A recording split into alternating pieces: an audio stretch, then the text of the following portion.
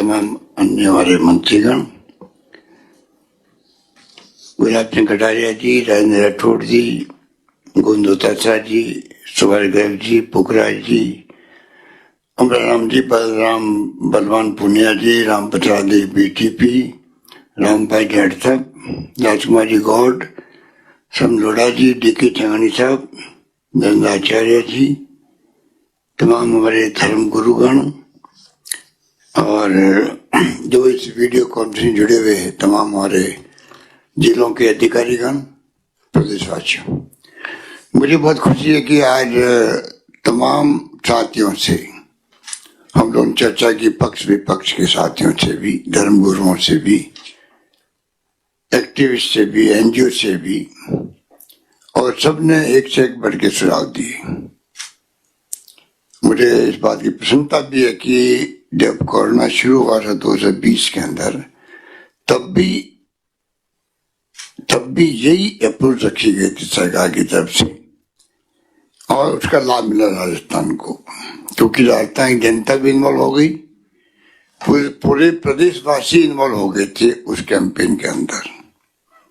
मैंने कहा कोई भूखा नहीं सोना चाहिए, तो मुझे कहते गर्व है, चाहे जनप्रतिनिधि थे, हमारे विधायकगण थे, एनजीओ थे, एक्टिविस्ट थे, धर्मगुरु थे, किसी ने कमी नहीं रखी एक दूसरे की इमदाद करने में, मदद करने के अंदर। वो तारीफ काबिल था, माहौल देखने लायक था और पूरे देश ने उसको इस बात का एहसास भी किया। भीलवाड़ा एक मॉडल बन गया, हमने नहीं बनाया, केंद्र सरकार के स्वास्थ्य मंत्रालय ने जब देखा कि भीलवाड़ा के प्रशासन ने बॉर्डर सील कर दिया, घर ट्रेसिंग करी, अस्पताल को वार्निंग दे दी, क्वारंटाइन सेंटर बना दिए और ऐसा माहौल बना दिया कि आगे वो बढ़ नहीं पाया, रुक गया, फिर रामगंज का मॉडल बन गया। तो उन्होंने कहा मीडिया वालों को दिल्ली में कि एक भीलवाड़ा अपना एक मॉडल बन गया है। वही मॉडल आज देश में काम आ रहा है, दुनिया में काम आ रहा है। पर मुझे इस बात की खुशी है कि सबने साथ दिया उस सब में। मैं तो एक निमित्त मात्र हूं, मेरे बारे में अगर मैं मुख्यमंत्री हूं तो मेरी जिम्मेवारी है, मैं निभा रहा हूं, पर मैं एक निमित्त मात्र हूं। असली तो हमारे योद्धा या तो हमारे फ्रंटलाइनर जो मेडिकल क्षेत्र के लोग हैं, चाहे वो डॉक्टर्स हो, चाहे नर्सेज हो, चाहे उनके अन्य स्टाफ के लोग हों, सरकारी व गैर सरकारी सभी लोगों ने उस वक्त में अपना आप को प्रतिबद्ध कर लिया था। बल्कि पुलिस कांस्टेबल तक ने खाने पहुंचाने का काम किया। आपको याद होगा पहली लहर में लोग ज्यादा घबराए हुए थे, पता नहीं महामारी किस हद तक पहुंचेगी, हम खुद जिंदा बचेंगे नहीं बचेंगे। उस माहौल के अंदर खाना पहुंचाने की बड़ी बात थी, अस्पताल में सेवा करने की बड़ी बात थी, रूम में जाना बड़ी बात थी, आईसीयू का हो या वार्ड हो, वार्ड में जाना ही बड़ी चिंता वाली बात थी। और कई डॉक्टर्स नहीं गए उस वक्त में भी, इसमें कोई दो राय नहीं, सब घबराए हुए थे। तब भी लोगों ने जिन्होंने काम किया उनको हम कैसे भूल सकते हैं। और बात लागू होती है जिन्होंने एनजीओ ने काम किया हो, धर्मगुरुओं ने खाना खिलाया हो, सूख की सामग्री भेजी हो। हम लोगों ने सरकार की तरफ से भी करीब 35 लाख लोगों को डीबीटी किए, डायरेक्ट बैंकों में उसके पैसा भेजा हम लोगों ने बार, फिर 5,500 रुपये भेजा हमने 5 किस्तों के अंदर। तो इस प्रकार सरकार ने तो किया ही किया, वो तो उनका फर्ज है। परंतु आप लोगों ने जो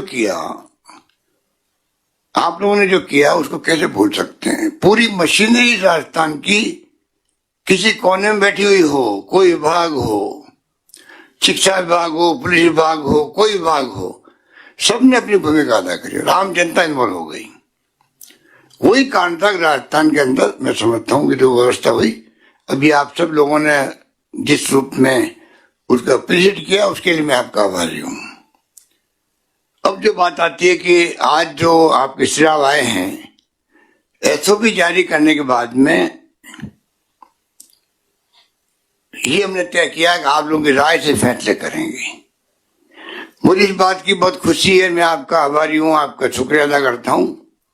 कल हमने रात को तय किया और आज आप सब लोग इकट्ठे भी हो गए, मौजूद रहे और खुल के अपनी बातें कही।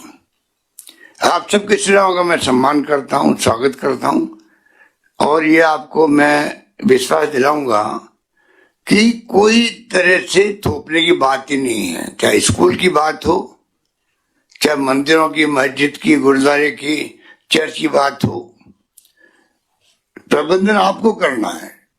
आप सरकार से क्या अपेक्षा करते हो वो बता देना, क्योंकि हम नहीं चाहेंगे कि ये कोरोना जो है, पहली लहर का कोरोना अलग था, जहां ज्यादा चिंता थी लोगों को उस वक्त में। दूसरी लहर का कोरोना आया, वो उसका मिजाज अलग बन गया था। किसी को नहीं मालूम पड़ा, किसी को नहीं मालूम पड़ा, दुनिया में नहीं मालूम पड़ा कि हिंदुस्तान में कोरोना दूसरी ढंग का आ गया है। इसीलिए हाहाकार मर गया देश के अंदर, ऑक्सीजन का, दवाइयों का, व्यवस्थाओं का। आपने देखा होगा कि ऐसा माहौल तो दुनिया में किसी मुल्क में बना है और ढंग का बना था, पर ऑक्सीजन की कमी मिले, दवाइयां नहीं मिले। हमने तो चार्टर प्लेन भेज के बम्बई से दवाई मंगाई, एक दिन में देरी नहीं होनी चाहिए, एक दिन देरी में कोई मर नहीं जाए, इतना ध्यान रखा, पर ऐसा माहौल कहीं नहीं बना। वो चिंता में सिता रही थी और बाद में मालूम पड़ा यूके गवर्नमेंट को लंदन में कि भारत में जो कोरोना आया है, मैं उसका नाम तो भूल गया, डेल्टा बाद में नाम रखा गया उसका, तो बाद में उसका नाम डेल्टा रखा गया, वो रखा WHO में कि भाई किसी मुल्क के नाम के साथ मत जोड़ो किसी वेरिएंट को, मुल्क के लिए ठीक नहीं है, तो उसका नाम डेल्टा रखा गया। पहले अल्फा था, फिर डेल्टा आ गया। तो ये जो है, तब मालूम पड़ा कि हिंदुस्तान में जो आतंक मचाया जिसने, वो डेल्टा नाम का नया वेरिएंट है, वो खतरनाक है। उसने तबाही मचा दी। कितने 4-5 लाख लोगों को मरना कोई मामूली बात थोड़ी है इस देश के लिए। हमारे यहाँ करीब 8,000 के लोग, आसपास लोग मर गए। उसका नाम था B.1.617, बाद में उसका नाम रखा गया, डेल्टा रखा गया। कहने का मतलब यह है कि इस प्रकार के हालात में अपन ने इज्जत बचाई है, राजस्थान की इज्जत बचाई है, क्योंकि कई जगह तो ऑक्सीजन 1 घंटे की है, आधे घंटे की बची है, जल्दी मंगाओ, आज मेरे लोग मर गए। कर्नाटका के अंदर, नोएडा के अंदर कई जगह स्थिति बनी ऐसी। फॉर्चुनेटली हम लोगों ने रात दिन एक किए, जहाँ व्यवस्था करनी थी, व्यक्तिगत भी प्रभाव काम में लिया। भारत सरकार के पास में 3 मंत्री हमारे गए राजस्थान के, अमित शाह जी ने वहां पर, धर्मेंद्र प्रधान जी ने, हेल्थ मंत्री जी ने बात की उनसे वीडियो कॉन्फ्रेंस से, मैंने बात प्रधानमंत्री से करी, उनके प्रिंसिपल सेक्रेटरी से करी, अजीत डोभाल से करी, स्वास्थ्य मंत्री से करी, गृह मंत्री से करी, कोई कमी रखी नहीं हम लोगों ने। इतना दबाव बनाया जिससे कम से कम ऑक्सीजन की सप्लाई में राजस्थान में तकलीफ नहीं आए। दवाइयों की सप्लाई भी आपको ब्लैक में मिली। दवाइयां दिल्ली में और कई जगह तो 1-1 लाख में जो दवाई हम फ्री दे रहे थे राजस्थान को। हमारे यहाँ राजस्थान में CT स्कैन फ्री, आपके 10,000 के इंजेक्शन फ्री, रेमडेसिविर के 40,000 के इंजेक्शन फ्री। उसका नाम तो मैं भूल गया हूँ, टॉसिलिजुमैब। हाँ, आपका नाम तो आप डॉक्टर लोग ही बोल सकते हैं उसको तो ऐसे ऐसे नाम थे। 40,000 के इंजेक्शन। हमारे आपके पूर्व स्वास्थ्य मंत्री कालीचंद श्राफ जी को, उनकी पत्नी को भी वो इंजेक्शन लगे, 40,000 वाले लगे। सबको फ्री किया और इतना अच्छी व्यवस्था करी कि यूपी से, मध्य प्रदेश से, हरियाणा से, दिल्ली से लोग यहाँ आके इलाज करवाए। चौधरी अजीत सिंह जी को भिजवाया यहाँ से, ठीक कर आप। वहां मिल नहीं रहा था गुड़गांव के अंदर, मैदान नहीं बोला, मुझे याद है। कहने का मतलब कि, और डॉक्टर भंडारी ने और उनकी पूरी टीम ने कोई कमी नहीं रखी। रात को RUHS में, आप तो स्वास्थ्य मंत्री रहे हैं राठौर साहब, RUHS में रात को 2-2, 3-3, 4 बजे तक डॉक्टर लोग विजिट कर रहे हैं, रात भर विजिट कर रहे हैं कि भाई कोई वेंटिलेटर पे नहीं चला जाए, या गया हुआ है तो कैसे उसकी मॉनिटरिंग हो रही नहीं हो रही है। कहने का मतलब है कि बातें बहुत लंबी है, कोई कमी नहीं रखी सरकार ने, और उसी कारण से हम लोग बच पाए और राजस्थान वासियों को बचा पाए, और उसके लोग अप्रिशिएट कर रहे हैं। राजस्थान के बाकी लोग भी कह रहे हैं कि आपने अच्छा इंतजाम किया, एक स्वर में कह रहे हैं लोग। इसलिए आज जो हमने कहा है कि एक तो वैक्सीनेशन की बात है, इसका मेन उपाय तो या तो सोशल डिस्टेंसिंग है, मास्क, सैनिटाइजर, डिस्टेंस, ये जरूरी है, और उससे बड़ा है वैक्सीन। मास्क आपका, वैक्सीन अगर नहीं लगाई हुई है तो मास्क आपका काम करता है, वैक्सीन का काम करता है, पर वैक्सीन से ही आप सेफ हो सकते हो। मेरे 2 वैक्सीन लगी हुई थी तो मैं सेफ हो गया। वैक्सीन में कम से कम मृत्यु नहीं हो रही है, 99%, 1% की मैं नहीं कह सकता, पर वैक्सीन से आदमी बच जाता है, मृत्यु से बच जाता है। पोस्ट कोविड प्रॉब्लम कई हो रही लोगों को, पोस्ट में लोग मर रहे हैं।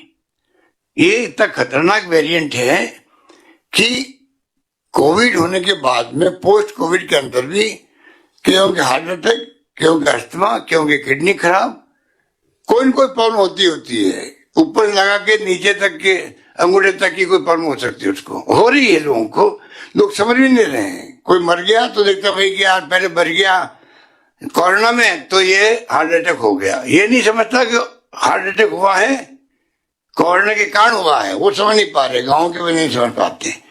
स्थिति बड़ी नाजुक है और उसको हमें समझना पड़ेगा। अब बात रही है कि ओमिक्रॉन की, इस पर कोई जरा नहीं, दुनिया में 125 मुल्कों में ज्यादा फैल चुका है धीरे धीरे। साउथ अफ्रीका में भी अपन आप हम सब जो गवाह हैं, 7 मुल्क, 15 मुल्क, 25 मुल्क, 50 मुल्क करते करते अब 125 से ज्यादा फैल चुका है। इस पर कोई दो राय नहीं कि अभी वैक्सीनेशन में हो चुका है दुनिया के मुल्कों में, इसलिए वो इतना खतरनाक नहीं रहा। पर एक बात मैं कहना चाहूंगा कि जिस प्रकार से आपका सेकेंड वेव आई थी और डेल्टा वाली आई थी, उसमें संख्या ज्यादा थी। आप परसेंटेज में बात करो, परसेंटेज में बात करो। पहली वेव में ना ऑक्सीजन की जरूरत पड़ी और ना पड़ी जरूरत उसकी वेंटिलेटर की जरूरत पड़ी। दूसरी वेव में अचानक ही जरूरत पड़ गई ऑक्सीजन की भी और वेंटिलेटर की, क्योंकि संख्या जो बढ़ी उसका परसेंटेज चाहे वो 10% थे, 15% थे, उसके कारण से वो बेड तक भर गए। अब भी स्थिति है, वैसे कुछ नहीं होने वाला है, भगवान करे कुछ नहीं हो, और उसी ढंग से दुनिया सोच रही है और हो भी रहा है। दुनिया भर में पहुंच चुका है, लाखों लोग आ रहे हैं। यूके में, अमेरिका में 3-3 लाख लोग पर डे आए हैं। अभी 5 दिन पहले तो 5 लाख लोग आ गए एक दिन में। सब कुछ ठीक है, पर अगर विशेषज्ञ ये भी कहते हैं कि इसकी मिजाज बदल सकता है, कब ये म्यूटेंट बदल जाए इसका ले ये, कब अपना ये इसका जो वो जो म्यूटेंट होता है वेरिएंट का, अभी लोग कहने लगे ओमिक्रॉन और डेल्टा मिलके नया वेरिएंट बनाएंगे, तो कोई कुछ नहीं कह सकता। हम अपनी तैयारी पूरी रखें, जिससे कि कैसी भी स्थिति आए उसमें हमारे अगर संख्या ज्यादा होगी तो बेड भर जाएंगे आपके। हमारी तैयारी रहनी चाहिए कि मैक्सिमम तैयारी करके रखें। ये बातें तो हम जो कर रहे हैं कि वैक्सीनेशन के अलावा वैक्सीनेशन तो जरूरी है, और मैंने एक स्टेटमेंट दिया था, वैक्सीन लगाना आवश्यक नहीं अनिवार्य है। वो मैंने क्यों कहा था? कानून कहता है कि अगर आप संक्रमित हो, एक व्यक्ति उसको नहीं मालूम मैं संक्रमित हो गया हूं, वो एसिम्प्टोमेटिक है, पर वो जितने जगह जा रहा है वो फैला रहा है, और लोगों को फैला रहा है, अपने परिवार को फैला रहा है। ये उसको किसने अधिकार दिया कि तुम फैलाओ सबको? इसलिए जरूरी है कि हम ये कहें कि आपको वैक्सीन लगानी पड़ेगी। वो मना नहीं कर सकता आपको, वो मना करेगा तो वो फैलाएगा तो फैलता जाएगा। फिर तो ये कहावत बन गई दुनिया में, जब तक लास्ट व्यक्ति पूरी तरह संक्रमित होने से नहीं बचेगा तब तक तो पता नहीं वापस कब फैल जाए। उस वाली बात है। तो ये इसलिए हम कहते हैं वैक्सीन लगाने के अभियान चलाएं।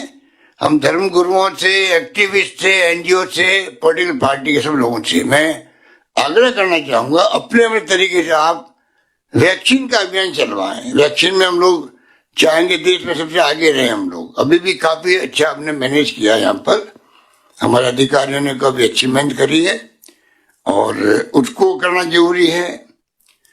दूसरा जो ये सोशल डिस्टेंसिंग का मामला है, अभी ये सीजन शादी ब्याह का भी आ रहा है और आपके दूसरे जो समारोह चल रहे हैं, पॉलिटिकल पार्टियों की रैलियां चल रही है, तो लोग हमसे पूछते हैं साहब आपकी रैली तो चल सकती है, मीटिंग आप कर सकते हो ना, आप हमें रोक रहे हो, और हमारे पास कोई जवाब नहीं होता है। अब इलेक्शन कमीशन ने पूछा यूपी के लिए चुनाव के लिए, तो सबने कहा नहीं चुनाव तो होना ही चाहिए।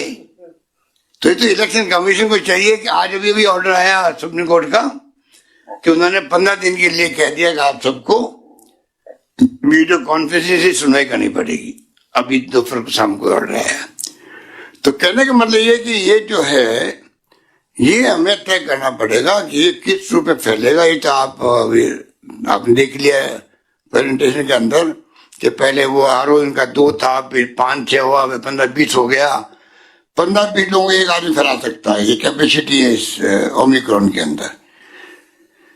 तो इन बातों को हमने जो बात आपके सामने रखी और आप सबने अच्छे रेस्पॉन्स दिया, अच्छा अपने साथ दिलाया कि सरकार को पूरी तरह कोऑपरेट करेंगे आप लोग। मैं धर्मगुरुओं का आभारी हूँ, एक्टिविस्ट का आभारी हूँ, उनके अपने जो अनुभव होते हैं कि वो अपने हिसाब से पब्लिक के कांटेक्ट में रहते हैं, उनके सुख दुख में भागीदार बनते हैं, उनको मालूम है जनता की भावना क्या है। तो मैं क्या कविता जी हो, अरुणा जी हो, अन्य हमारे धर्मगुरु गेट पे खड़े रहे, अंदर जाते हुए उनको सैनिटाइज कर दे लिक्विड से। ये तमाम काम हम लोगों को सबको सोच समझ के करना पड़ेगा।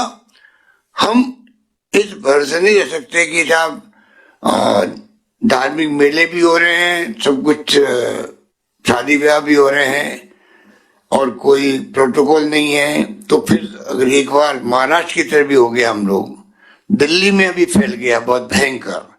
दिल्ली में तो तमाम वहां पे जो प्रतिबंध लगाए गए हैं वो एक्स्ट्रा ऑर्डिनरी है। पंजाब में तो कह दिया कि हम तो सैलरी नहीं देंगे, अगर कर्मचारियों ने लगाया वैक्सीन तो सैलरी नहीं मिलेगी। बाहर अलाउ नहीं करेंगे, मार्केट के अंदर, मॉल्स के अंदर, दुकानों पे। तो सब राज्य सरकारें अपने अपने तरीके से कर रही है, प्रोटोकॉल निभा रही है और वो फैसले कर रही है। हम तो चाहेंगे भारत सरकार, क्योंकि बराबर कांटेक्ट में है चीफ सेक्रेटरी के भी, हेल्थ सेक्रेटरी के भी, होम सेक्रेटरी के भी, तो मैं तो चाहूंगा कि भारत सरकार खुद प्रोटोकॉल बना पड़ेगा। एक तो करना ही पड़ेगा आपको, उसके अलावा आपके ऊपर छोड़ देते हैं और भी अच्छा रहेगा। और मैं तो यहाँ से कहना चाहूंगा, राजेंद्र राठौड़ जी बैठे हुए हैं, कि हमने जो प्रधानमंत्री जी को पत्र सबसे पहले मैंने खुद ने लिखा, ऐसी वीची करके, आप तो मौजूद थे उस दिन, कि बूस्टर डोज लगाना शुरू करो। मैंने डॉक्टर पाल जो है नीति आयोग के मेंबर, जो इंचार्ज इसके वैक्सीन के, उनके मैं लगातार टच में था। मैंने उनको रिक्वेस्ट करी तो वो कहने लगे पहले सेकंड वैक्सीन लगने के बाद में फिर हम सोचेंगे। तब भी मैंने एक बार मीडिया को कहा था कि नहीं, ये गलत अप्रोच है। आप जो बच्चे हैं उनको भी और बुजुर्गों को भी, या बुजुर्गों नहीं सबको ही, क्योंकि 6 महीने बाद इफेक्ट खत्म हो जाता है। तो आप सबको बूस्टर डोज लगाने का प्रारंभ करवाएं। मुझे खुशी है प्रधानमंत्री जी ने अनाउंस किया बूस्टर डोज का भी, हालांकि उन्होंने राइडर लगा दिया है 60+ का, बीमारों का राइडर भी खत्म होना चाहिए मेरे हिसाब से। अल्टीमेटली आपको बूस्टर डोज लगाने की तैयारी हमारी सरकार की होनी चाहिए, क्योंकि अल्टीमेटली वैक्सीन ही आपको बचाएगा। WHO ने जो 3 दिन पहले कहा है, बूस्टर बूस्टर बूस्टर, 3 बार बूस्टर लिखा उन्होंने।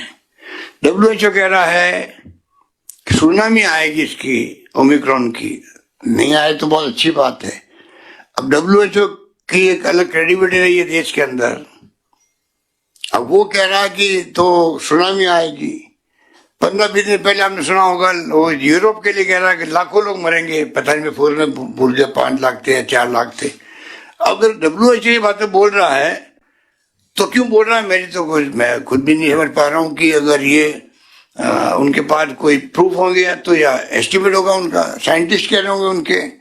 पर ये स्थिति ऐसी है कि हम लोगों को राजस्थान को, मैं अंत में यही कहना चाहूंगा तमाम जो हमारे लोग साथी बैठे हुए, कलेक्टर साहबान, CMHOs, अन्य अधिकारी, कि जो अभी बातें हुई आपके सामने, आपके वहां सब जगह बैठे होंगे, NGO वाले बैठे हैं साथी हमारे, क्योंकि राजस्थान में NGO बढ़ चढ़ के एक से बढ़ के काम करने वाले लोग हैं। राजस्थान भर में धर्म गुरु अपना दायित्व निभाते हैं, धार्मिक स्थलों पर एक्टिविस्ट अपना काम करते हैं, और जैसे मैंने कहा प्रशासनिक अधिकारियों ने, कर्मचारियों ने, पुलिस कांस्टेबल ने कमी नहीं रखी। आप सोच सकते हो कि जब आप लोगों ने इतनी बड़ी कामयाबी हासिल की है और देश में नाम हुआ है, तो मैं आप सबसे अपील करना चाहूंगा कि अभी भी आप जो फैसले हो रहे हैं, अभी आज रात को SOP और जारी होगी, और उसी रूप में आप लोग सभी मिलकर के आप लोगों को चाहिए कि वही माहौल बनाए, एक दूसरे की इमदाद करे। अभी तकलीफ में लोग हैं, अभी गलता पीट के मैन जी कह रहे थे कई लोगों के काम धंधे बंद हो गए, ये बात ठीक है, कई डेस्टिट्यूट थे, हमने इमदाद करने की कोशिश भी करी, हम उस तक पहुंचने का प्रयास कर रहे हैं। हमने कोरोना को जोड़ दिया है चिरंजीवी योजना के अंदर। ब्लैक फंगस आ गया राजस्थान के अंदर, ब्लैक फंगस राजस्थान में, महाराष्ट्र में, दिल्ली में, 2-4 राज्यों में आया था, उसके लिए भी हमने जोड़ दिया उस स्कीम के अंदर। तो सरकार की तरफ से तो सब योजना बन रही है। मैं आपसे अपील करूंगा कि आप लोग भी वैक्सीनेशन का अभियान चलवाएं, डिस्टेंसिंग मास्क की जो है, पहले हमने बंटवाए थे, लाखों करोड़ों मास्क बंटवाए थे नगर पालिकाओं से, नगर निगमों से। मैंने फिर कहा मिशन देता को वो अलग कैंपेन चलाए, आप अपने अपने क्षेत्र में माइक लगा के आप लोगों को समझा सकते हो, क्योंकि मास्क लोग लगाना बंद कर दिया। मास्क जो पहले माहौल था लगाने का, तो पहले 70% लगाते थे, अब 90% नहीं लगा रहे, बल्कि 95% नहीं लगा रहे। तो मास्क लगाने का अभियान चले, नगर पालिकाएं, नगर निगम है, नगर परिषदें, जो उनका सिस्टम होता है, पुलिस की गाड़ियों में माइक लगे हुए हैं। DG साहब को कह रखा है कि आप सब माइकों पे टोको, लोगों को टोकना शुरू करो, भाई मास्क क्यों नहीं लगाया आप लोगों ने, जब लोग खड़े हैं तो टोके। हमारे वीरेंद्र सिंह जी कहते रहते हैं आप पर भी टोको एक दूसरे को। अगर कोई आम नागरिक भी देख रहा है कि मैं मास्क लगाया हूं, सामने वाला मास्क लगाया हुआ नहीं है, वो टोकना चाहिए आप मास्क क्यों नहीं लगाया। ये जब तक हम लोग वहां पर अभियान नहीं चलाएंगे तो ये फैलेगा बहुत तेज गति से फैल रहा। अभी भी देखा आपने, पिछले 10 दिन के फिगर देखे आपने। तो हम उसको टोकना शुरू करें, माइक से अनाउंसमेंट करना शुरू करें, मास्क के लिए सोशल डिस्टेंसिंग मेंटेन करवाएं। शादी ब्याह में कोई प्रोग्राम में हमने छूट भी दी है, मान लो उनको, तो अभी एक सुझाव ठीक आया था कि 2 पुलिस वाले खड़े हो जाएंगे तो थोड़ा लोग समझ जाएंगे कि कोई देख बेख कर रहे हैं, वाच कर रहे हैं। उस रूप में मैं समझता हूँ कि उसका एक फर्क पड़ेगा।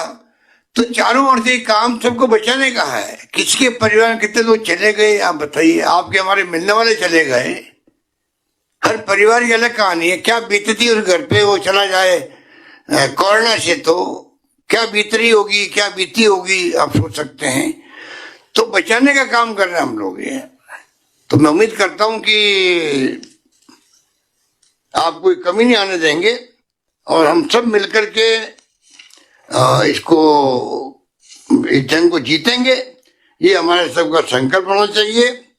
उसी रूप में अभी भी मेरे पास आंकड़े आए कि महाराष्ट्र में आज 11,000 लोग आ गए हैं, 11,877। मुंबई में 8,000 लोग आ गए हैं, गुजरात में 968 आ गए हैं, केरल में 2,800, दिल्ली में 3,100, राजस्थान में 355, जयपुर में 224, खाली जयपुर में। इसीलिए कल हमने जयपुर की अलग विषय की थी, क्योंकि जयपुर राजधानी है और इतनी बड़ी संख्या में आ रहे हैं, इसका मतलब ट्रेसिंग हो, ट्रैकिंग हो, और वहां पहुंचे हम लोग। और सरकार की तरफ से साथ में कमी नहीं है। चाहे मैंने पहले भी कहा था पूरा खजाना खोल दे हम लोग, हमें जनता की जान बचानी है, इस थीम से हम काम कर रहे हैं। पहले भी कमी नहीं आने दी इसमें कोरोना के मैनेजमेंट में, अब भी मेरी तरफ पूरी छूट है अधिकारियों को, जो चाहे वो फैसला करे, ऑक्सीजन की करे, दवाइयों की करे, कुछ भी करे, लोग बचने चाहिए यहाँ पर। उस रूप में हम चाहते हैं कि पूरा अभियान चलाए हम लोग, और मास्क की बात हो, दवाइयों की बात हो, फ्री कर रखा राजस्थान के अंदर, वो आगे भी जारी रहेगा। यही बात कहता हूँ, मैं आपका बहुत शुक्रिया अदा करता हूँ। आप लोग सब पधारे, अच्छे सुझाव दिए। मैं उम्मीद करता हूँ कि हमारी एक टीम आगे लगातार जब जब भी आप महसूस करेंगे, हम महसूस करेंगे, बुला सकते, बात कर सकते हैं। आप महसूस करो तो आप सुझाव दे सकते हैं, हमारे मंत्री जी को दे दीजिए, मुझे दे दीजिए, हम लोग सब मिलकर के इसका मुकाबला करके विजय प्राप्त करेंगे। धन्यवाद। धन्यवाद माननीय मुख्यमंत्री महोदय। मैं सभी पधारे हुए जनप्रतिनिधिगण, एनजीओ के प्रतिनिधिगण, राजनीतिक दलों के प्रतिनिधिगणों को धन्यवाद ज्ञापित करता हूं कि वो इस मीटिंग में पधारे और अपने बहुमूल्य सुझाव दिए। सर्वाधिक धन्यवाद माननीय मुख्यमंत्री।